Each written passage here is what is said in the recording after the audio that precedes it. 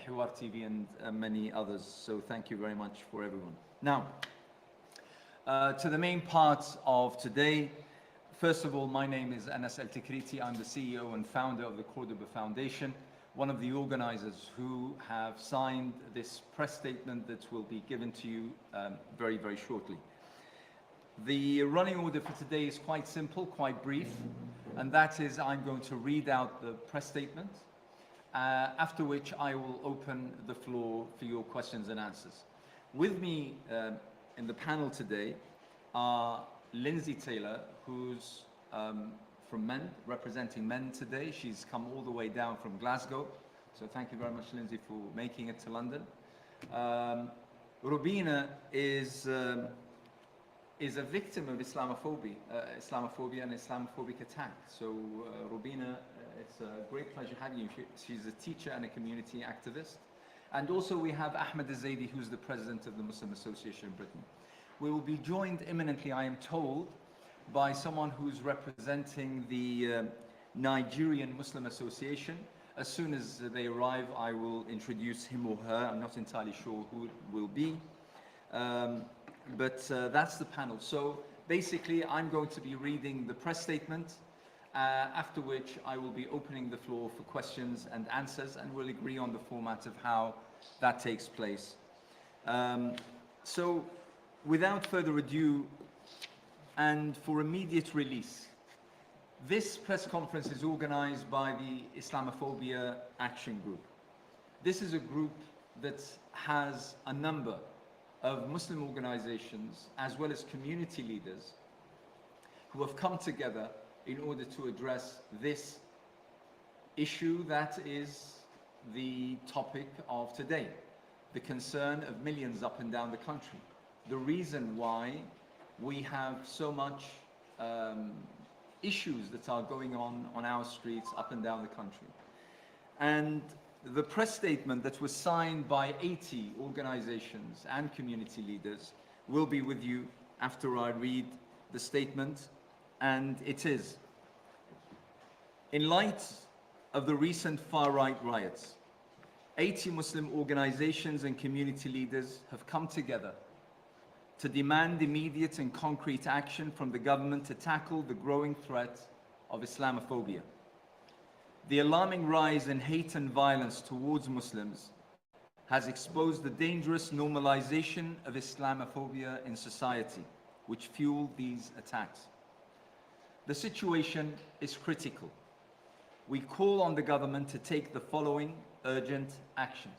1. Adopt the APPG definition of Islamophobia. The government must officially adopt the APPG definition without delay to send a clear message that Islamophobia will not be tolerated. The normalization of anti-Muslim sentiment has been a key driver of the recent violence. 2. Launch an independent review.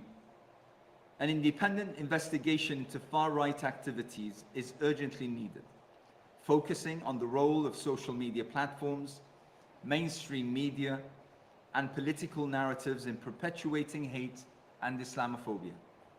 3. Engage with Muslim communities. The government must engage directly with legitimate, democratically elected representatives of the Muslim communities, particularly the Muslim Council of Britain, to ensure that Muslim voices are heard and addressed. Islamophobia has surged alarmingly in recent months, culminating in serious far-right attacks. It is essential that the government takes immediate steps to build a strong, collaborative relationship with Muslim communities, fostering unity and ensuring that all groups feel represented and heard. This is a pivotal moment. The time for action is now. A spokesman for the Islamophobia Action Group said, Islamophobia has fueled the recent far-right riots, and the consequences are clear and dangerous. The government must act now by adopting the APP definition of Islamophobia, investigate far-right activities, and engage directly with Muslim communities and their national representatives. This is a critical moment to address the root causes of hate and to protect our society. That's the end of the press statement. This statement will be readily available to all of you. And I'd like now to open the floor for questions and answers. If I may, whoever wishes to table a question, please raise your hand, introduce yourself, which organization you represent. If there is someone specific whom you wish to address your question to, please point them out. Otherwise, I will select from the panel to answer your questions. So anyone who wishes to ask a question? Yes, please. I'm Nassim from the Middle East Monitor. To anyone that can answer the question, why is there so much resistance from the government, the previous one, and the current one, to adopting the definition of Islam? So basically the question that Nassim from Memo is asking is, why is there so much resistance from this as well as the previous government to adopt the definition adopted by or presented by the APPG? Yeah. Lindsay, would you like to take this? Definitely. My name is Lindsay Taylor. I'm from MEND, Muslim Engagement and Development. I think for Muslim communities, it's unclear on why the government and the previous government is so averse to taking on a definition of Islamophobia. The definition was put together by the APPG group at Westminster Parliament. That's an all-party parliamentary group. Definition is quite simple and straightforward. Islamophobia is rooted in racism. It is a type of racism that targets expressions of Muslimness or perceived Muslimness. It's a very straightforward, it's a very succinct definition. Now, all parties across the UK, barring the Conservative Party in England, and I say that in England because the Scottish Conservative Party have adopted the definition. So it's unclear on why the government would not adopt a definition which is there to protect not only Muslims, but those who are perceived to be Muslim. We know that many people from different faiths, different ethnicities, different backgrounds have also suffered Islamophobic attacks simply for being perceived to be Muslim. I think it has come to a point with the riots, with everything that has happened, that the government has to stop waiting to adopt this definition. They must act, and they must act now on tackling this issue. Thank you very much. Yes, if you can introduce yourself. Can I have a roving mic here at the front, please? There's no need for a mic. Right, okay. Please go ahead. Just introduce yourself, your organization. My name is Wayne Bennett, and I'm the joint convener for Stand Up to Racism, and I bring solidarity and to this committee. And the question that I want to raise is, as well as supporting the original question about Islamophobia, is to talk about the new threat that we face.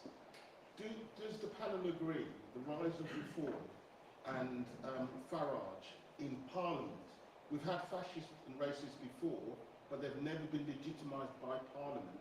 Represents a new threat to legitimising racism, and that we have to do something about it. And the second quick question that I would like to raise is, would we call the demonstrations that are together with solidarity with the Muslim community that stopped the fascists last time? And would the panel not agree that we were faced by terrorist racist attacks on our institutions, and that's what they should have been called? Yet that was ignored in terms of there was an attempt to murder people. If that had been a Muslim or somebody black that had done that, that's how it would have been treated, and that something should seriously be done. And those two things I think need to be urgently addressed. I'm sorry if I've done it too long. Thank you very much. I'd like to ask those questions. Thank you very much. Before I answer your question, I'd like to welcome Munir Ajay, who's the president of the Council of Nigerian Muslim Organizations. Thank you very much for joining us. If I may, I'm going to try to address the first question that you asked. Racism is present in virtually every single human society. That is not the anomaly. The anomaly is when that minute minority of society becomes a predominantly influential and effective player in terms of deciding the narrative and deciding politics. that's when we have a problem. It's also problematic when the narrative of this extremist element in society becomes almost the official narrative of officials, in fact, of governments. That is when, you know, the alarm bells start ringing. And I feel that over recent years, and, you know, with successive prime ministers, I don't know whether socio-economic factors have played a role, but we have seen a gradual rise in the kind of narrative that expresses Islamophobic, xenophobic, racist generally, sentiments and undertones in the official policies as well as statements and narratives of authorities. That is, I believe, when things have become almost normalized. And this is what the likes of Baroness Saida Varsi, when she famously left the Conservative Party, citing the fact that Islamophobia has become something almost normal, talked about and talked with that kind of attitude at dinner tables across the country. I don't know, Lindsay, if you have anything to add here. Yeah, definitely. I mean, I do think social economical issues have definitely played an impact. When people are at that point of fuel or food and poverty is a real issue, then they have to look for an out. They have to look for how they address the issues. And the government, I mean, we have to be honest, the successive governments that we've had have played into this rhetoric of Islamophobia, of blaming Muslims, of demonising Muslims. And as you've said, you know, when we look at the riots, when we look at what happened, the mosque where it started, and I don't know if you've all seen the CCTV images that came from that mosque. There was individuals trapped in that mosque from 9 in the morning until 12 at night, well, thugs. And that's the only way that we can express it, is thugs, extremists, were trying to set fire to that mosque. We then saw them doing exactly the same in some of the hotels where refugee and asylum seekers were based. We heard stories of refugee and asylum seekers choosing to sleep outside rather than going back into the hotels because of fear. We've also heard the stories of individuals fearing to leave their homes, fearing to go into society, fearing to go out and about and do their everyday business because of these riots. These are something that happened in our streets in Britain, something that many people from Britain would turn around and say, we would never see something like this here in Britain. We could never have something like this happen in Britain. But let's be completely honest, it's happened. It didn't come from nowhere. It came from successive governments, their negative rhetoric around Islamophobia, their negative rhetoric around people of different ethnicities. It also came from the media. Like, we have to be honest, and we have to look at the part that different people, different establishments, different areas have played in getting us to where we are today. Now, what we need to look at is, how do we fix that? How do we move forward from that? And the way that we move forward from that is engagement. Engagement with mainstream, democratically elected Muslim community groups and other community groups. This is vitally important that we take this seriously. We have got to the point where individuals, and actually we were at this point a while ago when we look at the Scottish Government report that came out in 2018 around Islamophobia. It highlighted the fact that 86.5% of all Muslims had faced Islamophobia in Scotland, and that many of them had changed their daily routines or feared to go out and about in their daily business. We have lived like this for some time, and now we have to look at, this is where we have gotten, because we have not addressed this previously. We have not interacted with this previously in an appropriate manner. You know, as Dr. Anis said, Islamophobia passes the dinner table test now. So how do we change this narrative and this rhetoric? It's by the government that we currently have in place actually engaging appropriately and properly with mainstream Muslim organisations and coming to a solution and actually working to change this negative rhetoric. Thank you very much. Yes, sir. My name is Imran Mullah from the Middle East Eye. I have a question. You twice, once in the statement and then you said just now, urged the government to engage with a mainstream, democratically elected Muslim organisation. Could you just expand on what you mean by democratically why that's important and why you think it hasn't happened so far? I'll say something, and maybe anyone who wants to also. I mean, this has been ongoing since I became active more than 25, 30 years ago. This kind of, if I'm allowed to generalize slightly, this kind of childish attitude from successive governments in regards with we will only talk to whomever we like. That's something that is that goes against the best interest of governments. It goes against the best interest of the country. It goes against the best interest of the kind of relations that we need to foster between society, between people and authorities, political and otherwise. And unfortunately, this has gone on for far, far too long. I'm old enough to recall the government saying, well, you marched against the war in Iraq in 2002 and 2003. We will disengage and we won't talk with you. We'll set up our own group of people who seem to be or appear to be Muslim, and we will talk with them and give the appearance that we are engaging with the Muslim community. It doesn't work like that. The organizations we're talking about, and in the statement we specifically mentioned the MCB, the Muslim Council of Britain, is the biggest umbrella organization in the country.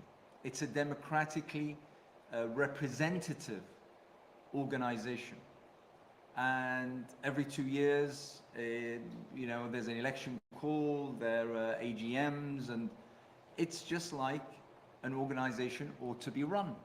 Now that organization, whether it adopts certain positions and opinions that displease the government or otherwise, are neither here nor there. And they shouldn't figure in a society that claims to be run by democracy and by the multitude of opinions and standpoints in regards with quite complex issues, whether national or international. And therefore, the position in regards with talking and engaging with true representatives, and by the way, successive governments, and I could list a catalogue of attempts by various governments where certain platforms were funded quite generously and given airtime on media and the such, and ultimately ended up with nothing and achieving nothing whatsoever. So I think it's about time that someone in this new government to say, listen, for the past 25 years, and particularly since 9/11, 2001 and the adoption of the new terrorism laws, we haven't made any ground. We haven't progressed. Things have gotten bit by bit worse for everyone. And now we are in a situation where once again, racism has returned to our streets.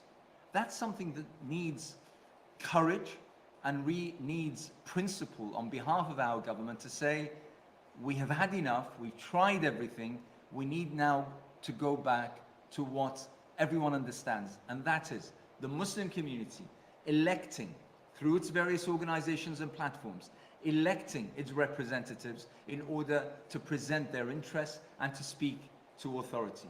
And we don't need a one singular person or platform that represents the 6% or 7% of British Muslims. We don't need that.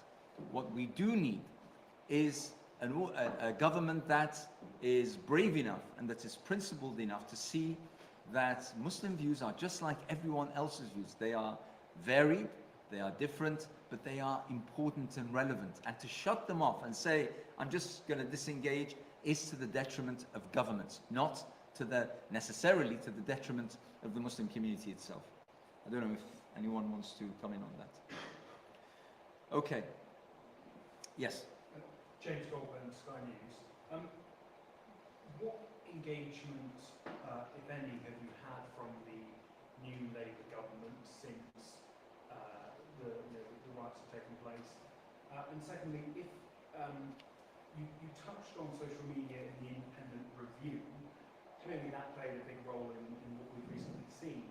Are you calling on them to take any action or make any changes?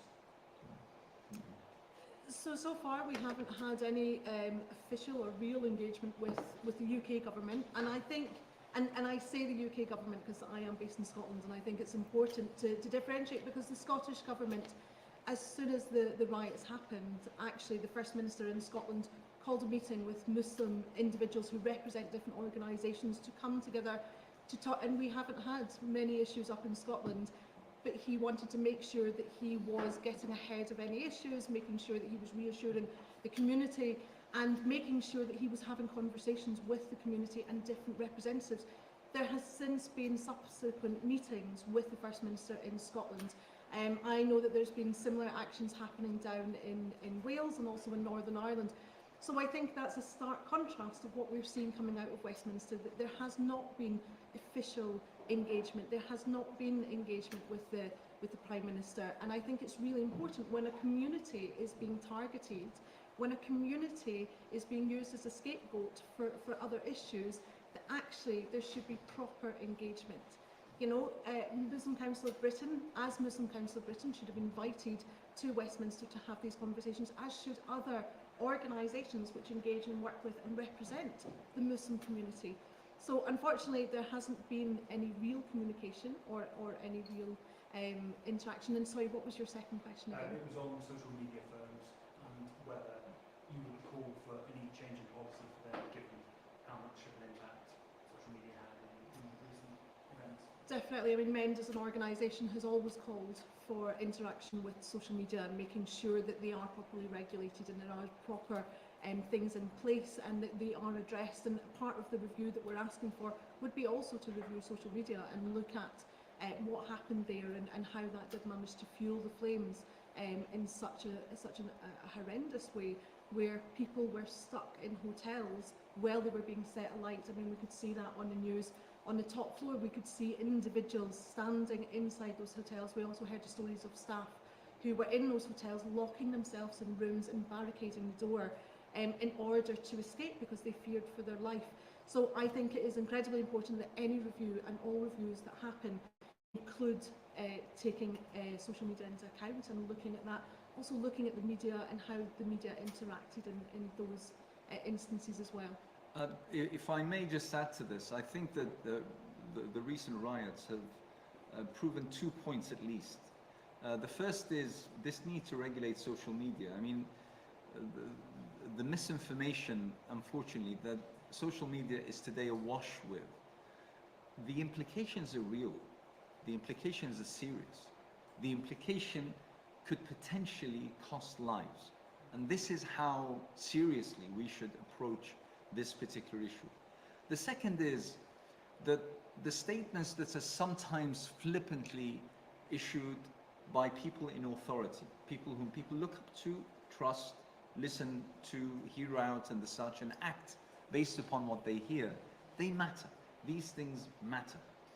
For decades now, successive governments, upon trying to explain away their economic, security, political failures, have found easy answers in migrants and immigration, in Islamic terrorism, in this and that, and this is the outcome of which we saw with our own eyes. We heard the chants. It's Muslims and it's immigrants. Those are the two things that people are hearing from their representatives, from government officials, from political figures that ought to know better for years now, that it's either Muslims and Islamic terrorism or it's migrants, and now it's come to play. So these things matter, and I think it's important that any kind of review takes these on board. Yes, Robina, would you like to say something? I'll come back to you. Hi, so my name is Robina Rahman. I'm a teacher in London. Just to add to what Anas Al-Chakouti said, the rhetoric that comes out from the government has real-life consequences. When my group of 6 people were just minding our own business, coming back from a protest, we were met by a very racist, very violent man who started talking about Palestine and Israel out of the blue. approached us, started talking about it. Initially, I couldn't hear what he was saying. I was talking to my friend, so I thought he was just harassing her. So I said, "Go away. I just want to talk to you." Then he got louder and louder and louder. So I'm talking about Israel and Palestine, and a lot of misinformation there, largely from our government, Reform Party, Britain First, Talk TV, GB News, the same sort of stuff you hear on those channels from those people. He was coming out with it, very, very angry. He'd never met us before, but the anger on his face was very real. Now, I knew he'd been misinformed, and there was no way of calming him down, but he was ready to hit any of us, and particularly the ones who were wearing keffiyehs, because that's what drew him to us, because they were wearing keffiyehs. He started on about the protests, because the government at that time, in April, were calling them Hamas protests, terrorist protests, anti-Semitic protests. So that's the line that he came with to then attack us. But it very quickly became loads of Islamophobic, vile language that I won't repeat. So again, the things that government ministers say, the things that are allowed in the media, the things that journalists are allowed to say, like Talk TV, GB News, it has real life consequences. It affects people out on the street. And when the riots happened, I knew in a way that this was coming, because of what the media has been saying, what our government ministers have been saying, and been saying without any consequences. It has become normalised. Islamophobic language has become normalised. And for him, he felt he was completely in the right. And if it wasn't video, and it had not gone viral, he would not have been convicted. And I'm 100% sure of that. I don't know what the statistics are of the Islamophobic hate crimes, but I know for a fact, from my experience, that it's much, much higher. Because out of the 6 of us, only 2 of us went forward to have him convicted. And that was a very difficult process. It was a process of chasing the police, being passed through 3 different police organisations, victim support, some others, just to find out. We just wanted to know what we had to do as victims to make sure he was convicted. To the point that I reached out to a friend from the legal field to ask him, what do I do? I'm not being heard. Our names were published in the paper as well, which again made people fearful of going forward, because we felt that he had just come from a Britain First or Reform Party meeting, the way he was talking to us, and we felt he was quite political. So the group felt quite nervous going forward, and the lack of support from the police initially was absolutely unacceptable, considering what we'd been put through and the fact that it had gone viral and made us all feel very unsafe. Yeah, so we did manage to go forward, and my friend referred me to the Islamophobia Response Unit, which were absolutely amazing.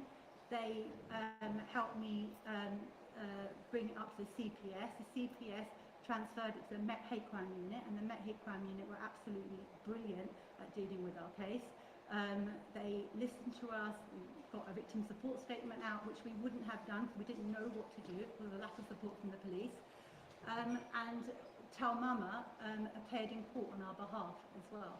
But that was all because of our advocacy.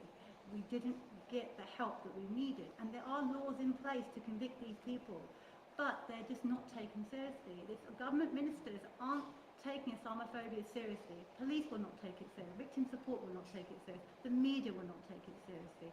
It's important that it comes from the top, that our government ministers are making sure the police do take Islamophobic reports seriously, because when we called the police, we waited, no one turned up. The police did not turn up. I sent a text to contact 101. I contacted 101, and because it had gone viral by then I was called by the police, and then they said that there was a misunderstanding between different police stations or something, and then they wanted our statement. But even after giving our statement, there was still, I think I just talked about this. Even after giving our statement, he appeared in court on the 3rd day after the incident. We were not told that he was appearing in court, and again, the Daily Mail had published our names. He had been given an excuse in the Daily Mail, quoted from us apparently that he was drunk. None of us said he was drunk. He came right up to my face. He didn't smell of alcohol, but it was just a lot of misinformation, not much information coming to the victims. And we could have easily just pulled out and said we can't deal with this, because it was a very stressful 4 weeks to make sure he got convicted. He got a suspended 12-week sentence, and there was some sort of support, 3-month support for his dependence on alcohol. But I know for a fact, after what I went through, that many people do not report. And since what I went through, I've heard of other attacks happening and people saying, I'm not going to report. And these are attacks where people have actually been physically hit and they still have not gone to the police because the hassle of going to the police is so difficult to be taken seriously, it's so difficult. If you don't have video or recording, again, it's a huge burden on the victim, and without much support, victims just pull out. So I really, really strongly want to stress that if our government ministers are not taking Islamophobia seriously, the rest of society will not take it seriously either. Thank you very much, Rubina. Yes. Thank you. My name is Mary from Islam Channel. I have a couple of questions, if I may. So the first one, how do you see the response of the present government to the recent violence from the far right so far? And do you think there is hopes that this present government will perform better in terms of tackling the Islamophobia and racism at all levels than the previous governments? And then do you have any plans to, for serious discussions with the government officials, with police, to make in our institutions safer, our streets safer against Islamophobia? If I may, and I'll come to you, Lindsay, but I have to say that the initial statements made by the Prime Minister and the Home Secretary were positive. I mean, we saw them as being positive, being helpful, and we took them as such. And I think that the speedy process of people standing before courts and then being sentenced, that also helped to send a message that might deter others from, you know, going on the same criminal path as those who were convicted. Of course, that was then followed by the farce regarding our prisons and the space within prisons, and now it's changed into a political sort of discussion regarding who wasted what money in terms of allowing for, you know, prisons to have sufficient cells and spaces, all the such. So, you know, in a way it was lost a little bit in subsequent days. However, the question that you ask is what we thought of the responses. The responses we thought were positive, and they were just what we needed. Secondly, do we have hope? Of course, we always have hope, and we always reach out to governments. And at the same time, we criticize when they are caught failing. That's absolutely, you know, how things should be. But in terms of the third question, I think this is quite important. The first is that these riots, whilst Muslims were the main target and Islamophobia was the main element and driver, it's important to recognize that this is a threat to all of society. Everyone is in danger if this is allowed to run free, run loose, run, excuse the pun, riot. And this is why it is crucial. And those 80 organizations who have signed the statement that I read at the very beginning, all of them insist that whilst, yes, Muslims are the main targets of these racists, but ultimately speaking, this is a problem that all of society needs to deal with. And we need to recognize, and the story of Rubina Rahman and her friends is something that we all need to take stock of, because it speaks of not only society, but it talks of the media as well as then the justice system, the criminal system, and the failings within those structures that allow people to be victimized, yet be so intimidated and so deterred from proceeding with trying to gain back their rights. That is a problem for everyone. And of course, the police have to ensure the security and safety of everyone. But I feel that the political failings are of such, and one of them is the admittance, like I said, for successive governments, and I'm not just talking about the Conservatives or Labour or the such, successive governments, constantly hanging their failures, economic, social, security, political, whatever, on you know, the weakest link, the easiest, the softest of touches within our society on Muslims and immigrants and the such, and absolving themselves of any blame is problematic to the extreme. This needs to be addressed, and I'm yearning for a government that is brave enough to say, listen, we got it wrong. We just need to do things differently. And here we are here to highlight this. Any other questions? Yes, sir. If you could introduce yourself Yes, first. my name is Faiz Hassan. I'm from the Green Party. So not the media, so apologies for that. So when the riots happened, the Prime Minister said that the police will crack down on the rioters, etc. But there was also a massive outpouring of support. The anti-racist marches and gatherings were 100 times, 1,000 times bigger than this march. Going forward, how would you want to combat sort of similar riots? Do you want this to be a police issue, or do you want an outpouring of support amongst the community as well? Very good, thank you. Lindsay. I think there is a whole range of ways to tackle these issues. I work for an organisation who is based around training, based around outreach work, based around working with everybody within the community, and I think that this is what we need to do. We need to engage with everyone in the community. Now, we saw things like in Liverpool, we saw where people came together from all backgrounds, all ethnicities, all ages, coming together to say, actually, we stand against these riots. These riots are not in our name, they do not represent us. The people who are doing these actions are not representing us. In a town where the 3 young girls were tragically murdered, where this all started, the community, the day after the mosque was attacked, came together and said, this is not representative of our town, this is not representative of our people, and they helped to rebuild the broken walls and the shattered windows, and helped to support the community who had been through tragedy. Like, this is how we tackle these issues. We come together as society, we come together as a community, and we say, actually, no, this small minority of people who are running rampage through our towns do not represent us. But it is because of the rhetoric that we have been living in for the last couple of decades that's allowed these people to feel emboldened that actually, that it's okay and that it's normal and that it's acceptable to run through our towns, looting and rampaging and attacking the most vulnerable in our society. Imagine fleeing a country of war. Imagine fleeing discrimination. Imagine fleeing hate in your own country and coming somewhere else for safe refuge and then being attacked.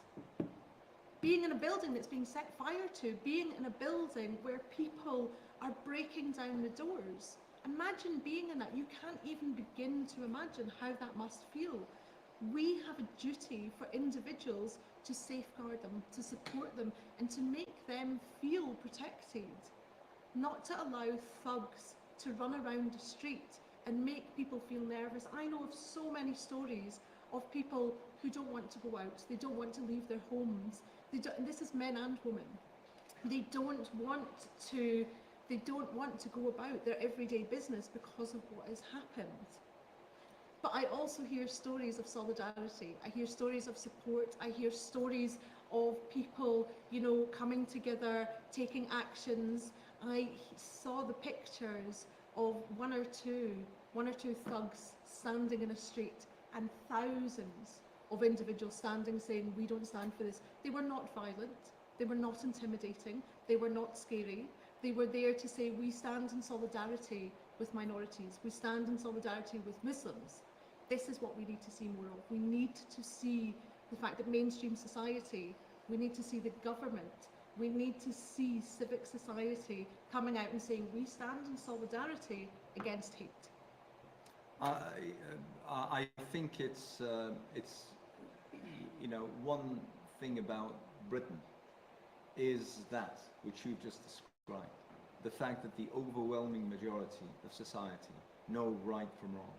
They recognize right from wrong. And that has been the hallmark of, you know, whether it be the anti-war protests, whether it be, you know, the past 11 months, the demonstrations and the events happening around the Gaza genocide and the such. Britain has shown itself in its true colours in those that have stood side by side, shoulder to shoulder, with their Muslim brothers and sisters and neighbours, and said, we will not have what these people, these, this minute minority, but which is given a far bigger platform than it deserves, and a far, bigger microphone than it credits. Only a few days ago, I was reading about the Brick Lane riots back in the 70s. And, that is something that is part of our history as a society, as a nation, which we ought to teach to our children, which we ought to herald as being the real Britain, the real face of British society. It fills me with joy and pride. I was at one of those in Harrow, where the far right threatened to come on that particular day about 3 weeks ago. And the turnout of friends, of people of all colours, of all creeds, of all backgrounds, coming to stand by their brothers. And when no one turned out, someone said, listen, there's a mosque down the road, let's go and make sure that no one threatens that mosque. And they went and, safeguarded the mosques and people coming in and going out. That is what I wish we could spend more time talking about. Unfortunately, we have to eradicate the cancer from within our midst. It's something we can do. We just need the very clear and unequivocal stand of our authorities, political, security, as well as the justice system. And I believe that fight is a sure win. We just need to be determined. Ahmed, would you like to say something? Yeah, I'll just add one more thing. So within our organizations, we've seen a lot of support from the community. Like you mentioned, the protests were much bigger than the racist ones and Islamophobic ones. This has been great for us. It showed really what Britain is made of and our communities. However, this cannot continue to be just a community effort. The government must get involved and must have a clear position, a clear stance. And this is why we're here. We're here to make sure that the Muslim community voice is heard, and there is a way forward to tackle this critical issue that's not just affecting Muslims, might be affecting some communities at the moment, but this is just a bigger problem in the making. Thank you very much, Ahmed. I am going to take the sister at the back. Yes, if you can introduce yourself.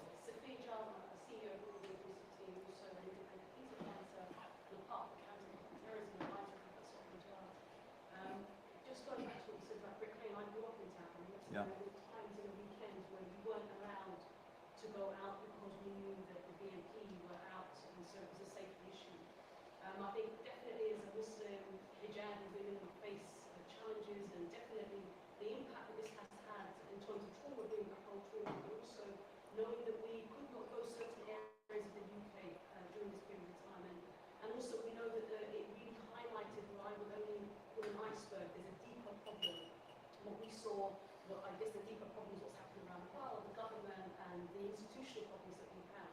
And I know that not all the people that have these negative behaviours, and behaviours must be challenged and consequences must take place in order for us to see the change. As a black, I guess, community, I wonder to the Nigerian Council, what impact have you seen in the black community, because we have layers, being black and obviously being Muslim as well. Over to you, Malik. Yeah, thank you very much.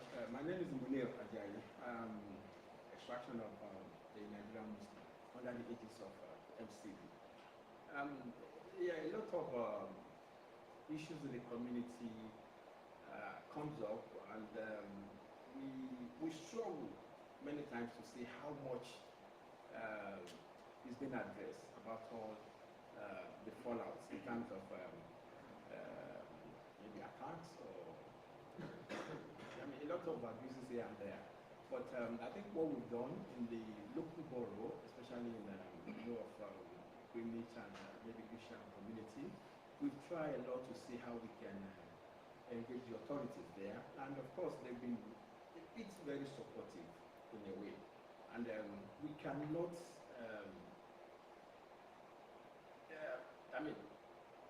totally agree that we are there yet. We're definitely not there.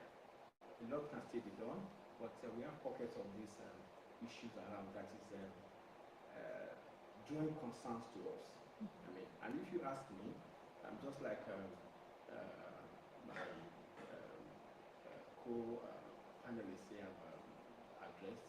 All we want to see is that, first of all, I think it's important to thank the Prime Minister for his pronouncements in the wake of this past protests and all the tropes.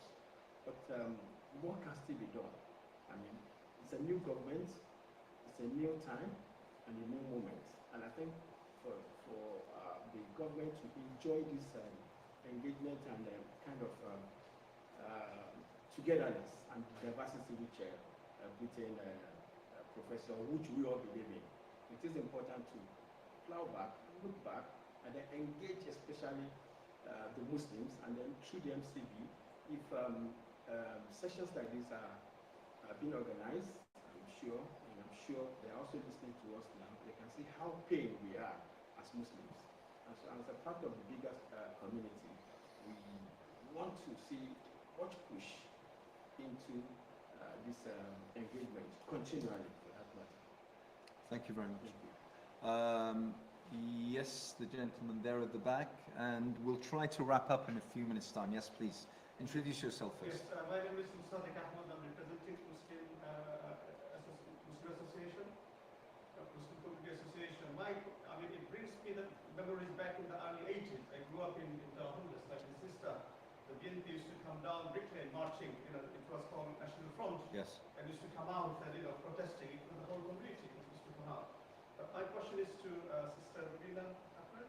You mentioned about out of 6 individuals, 4 people decided to take it further after this traumatic experience you had. There are 4 chose not to understand, that is really, really painful. They don't go to take it further. How can you support people like that, who after being victimized, they feel threatened and scared to take the matter further? As a community, how can you support them? Is there a community support system we can go out and tell people, look, don't get scared, there is a support system available? I think in our situation, before they didn't take it further, they had their own experience of Islamophobia and racism, because we were not all Muslims. We were a very mixed group of people. One of the group was white as well and male. But they just felt from everything that they've heard already, nothing's going to happen. And I think that was compounded by the fact the police didn't even turn out. And we waited and waited and waited.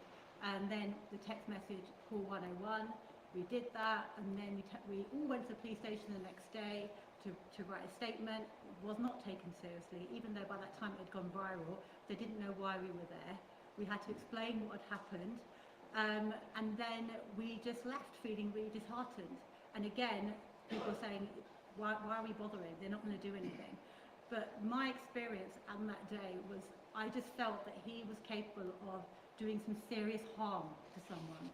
And even though we were in a busy shopping centre, there were 6 of us, he could easily attack someone down an alleyway by themselves. Maybe he has. I mean, he had previous convictions. They had found him from the recording using face recognition, so he has previous convictions. But I just felt that he was going to do something more serious. And my friend and I, who were probably the most targeted by him, just felt that we had to take it further. And I think we could have easily just shrugged our shoulders and say, no, we're not. But we asked for victim support on that day when we all went to the police station. None was given.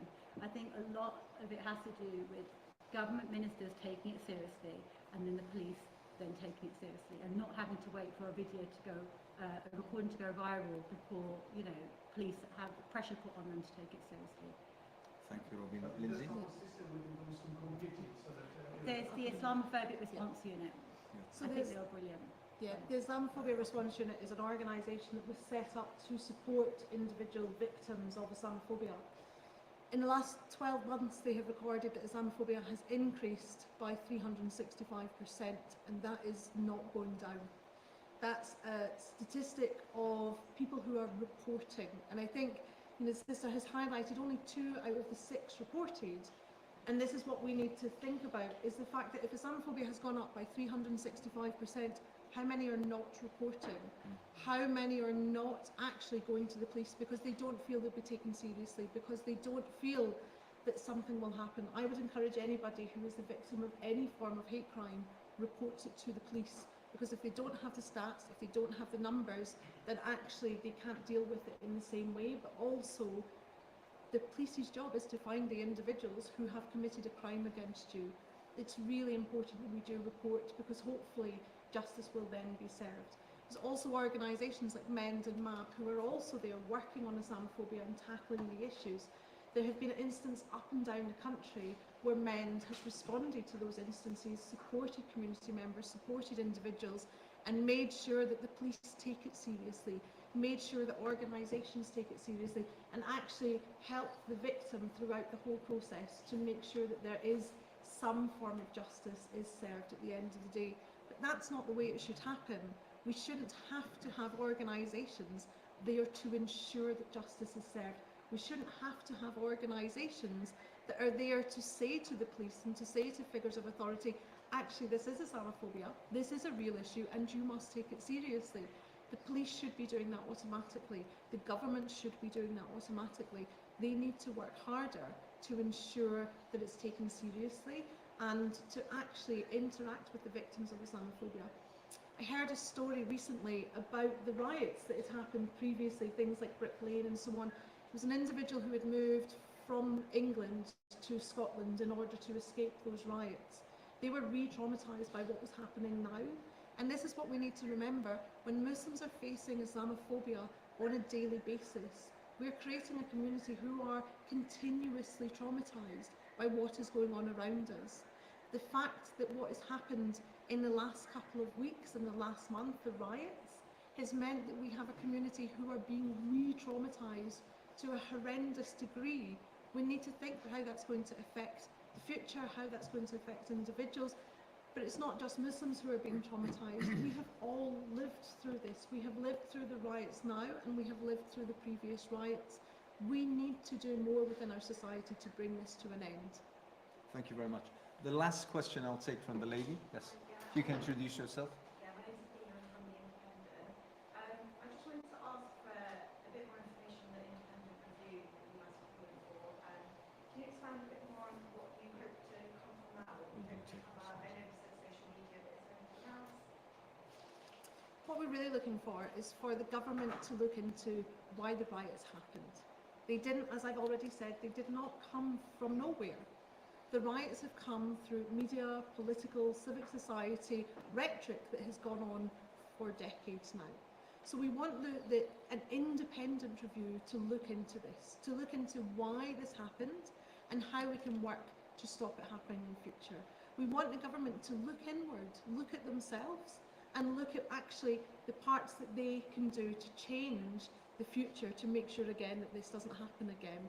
We also want them to address media. We want them to address social media. We want them to address all the different facets of society that are failing our community. But not just our community, other communities as well. Communities across the UK are being failed just now. The review has to look at all of this, and it has to come to a real outcomes and real steps that we can actually take, practical steps that can be taken to move forward in a positive and productive way. At the end of the day, the riots have happened. We now need to look at the positivities of how we can move forward in a positive way. We're hoping that a review will look at all of these issues, address all of the problems, and then look at practical steps. Thank you very much. Okay, ladies and gentlemen, we'll wrap this up. Just a few things on your way out, the press release, as well as the signatories. Are they available as well? The 80 signatories.